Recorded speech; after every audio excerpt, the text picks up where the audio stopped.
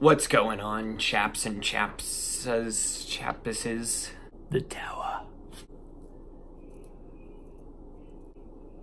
In today's video, something very important. Today, we're going to talk about your game plan. Your game plan for fitness, okay? It might be something you're already doing. It might be something you're projecting to do when the new year comes around or when the stars finally aligned, come.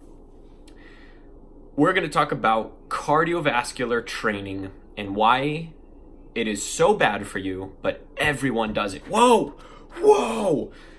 Just got a lot of backlash there, a lot of hate. You understand what I'm saying, which is okay. I was a personal trainer for a number of years, working for a number of different companies. And probably the number one reason people came into the gym, got a membership, sat down with a trainer, was to lose weight. We all know that that's one of the leading causes of death in America. So how do people combat being unhealthy? Well, they go to the gym and they jog and they run and they do the elliptical and they do the assault bike. And I can't tell you how many people I know or have worked with that just go crazy doing cardiovascular efforts, right?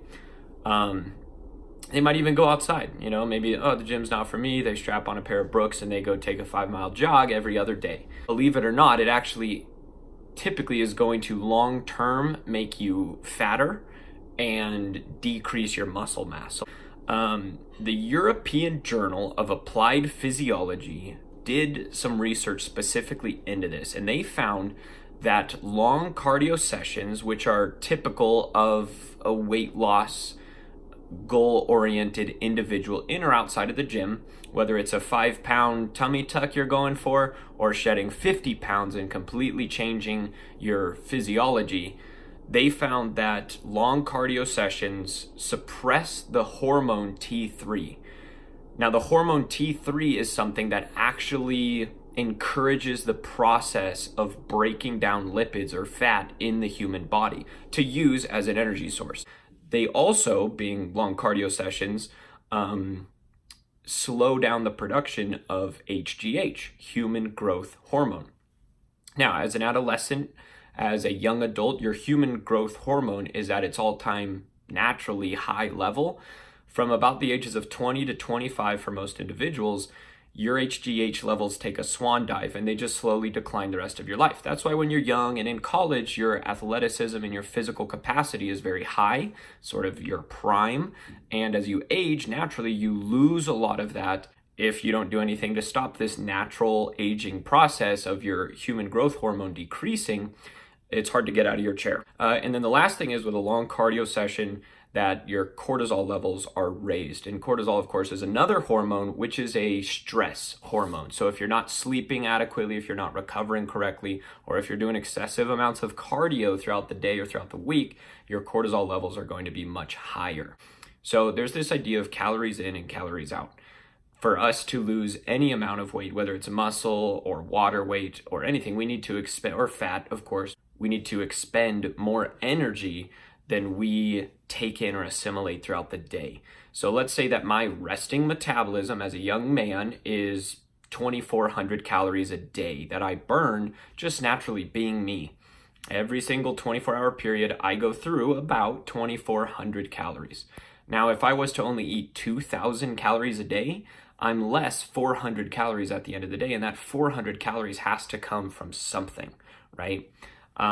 Let's say I eat 3,000 a day and I'm only burning 2,400. Well, now my body is going to be storing, math geniuses out there, 600 calories.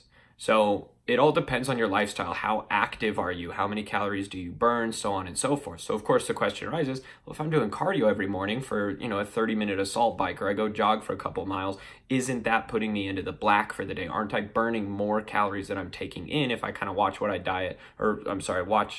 eat and what I take in? The simple answer is not necessarily. First off, if I'm doing that every single day, my body's going to adapt to it and it's going to learn to get more and more efficient at those movements. If I'm a runner, the first time you ran a long distance after not having run at all is a lot harder than if you train every single day in running just any one of those workouts, if you understand what I'm saying.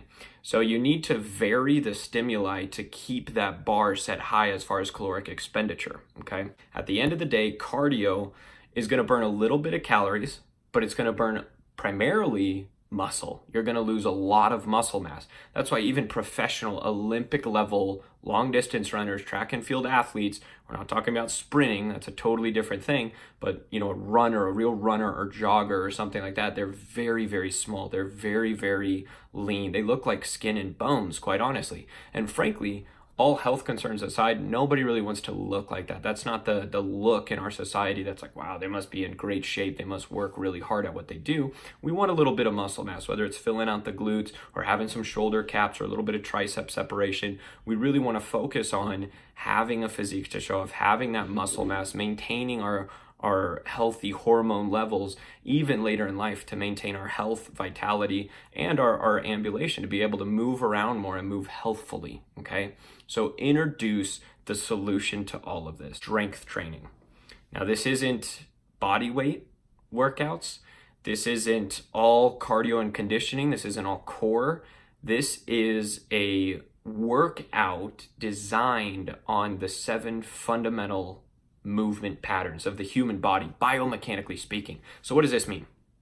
We as humans, not unlike many machines, are designed very specifically to facilitate certain patterns, repeatable sequences of movement. Something like a squat. I don't know if you've ever seen a toddler as they learn to walk and they're kind of walking around. If there's a toy on the ground they want to play with, or they see a bug down there or something, they pop a perfect squat. Their knees are out, their feet are flat, their spine is neutral, their hips are set nice and low. They've got a beautiful squat, and every single person walking the planet has started out that way. We've lost that ability because we stopped practicing that movement, and use it or lose it, we lost it. And we gained about 40 pounds of fat in the process of losing it. So now the deepest squat we get into is probably the toilet or the office chair, maybe the car seat, but we're not actually getting all the way down to the floor, full flexion in the hip and the knee and the ankle for that matter, and working on maintaining those ranges of motion that we all had at one point in time. And why is this? Well, when I get up and jog on a treadmill or do the stair mill or skip rope or whatever other kind of cardio expenditure, I'm not learning these patterns. I'm not practicing these healthy patterns. I'm actually very repetitively impacting my knees, my hips. It can lead to hairline fractures, particularly in women, excessive levels of running. Definitely knee issues. A lot of people that do a lot of running complain of foot pain, plantar fasciitis, patellar tendonitis, all sorts of issues. FAI, which is femoral acetabular impingement. They end up really hurting themselves in the long run because they're just doing one movement over and over and over, and their body adapts in a negative way, beating up cartilage in your knees or whatever the case may be. So let's vary our exercise. Let's focus on the primitive fundamentals that we were all equipped with from birth, which is the fundamental movement patterns. Long story short, cardio is, I'm going to say it, a wasted effort in and outside of the gym. You want to lose weight? Strength training. You want to get strong? Strength training. You want to look and feel your best, move better, balance out hormone levels, deal with stress? Strength training. Not only is it more effective, but studies and evidence show that doing those things, trying to achieve those ends through cardiovascular stimulation alone does not have the health benefit that you're probably being told by many people, including doctors, friends, weight loss specialists, nutritionalists, personal trainers. They're all probably telling you, get your cardio in, go jog, start losing weight, start walking a track, whatever the case may be. I'm here to argue the side of strength training. Stay tuned for videos backing that up even more as we delve into this complicated but incredibly rewarding world of strength training, weight resistance training, and what it does exactly to the body, and also for some pointers and some tips along the way to make sure that we accomplish what we set out to accomplish. Thanks so much for watching this video. Be sure and hit subscribe so that you don't miss the upcoming ones. And in the meantime, give what we talked about a little bit of thought, huh?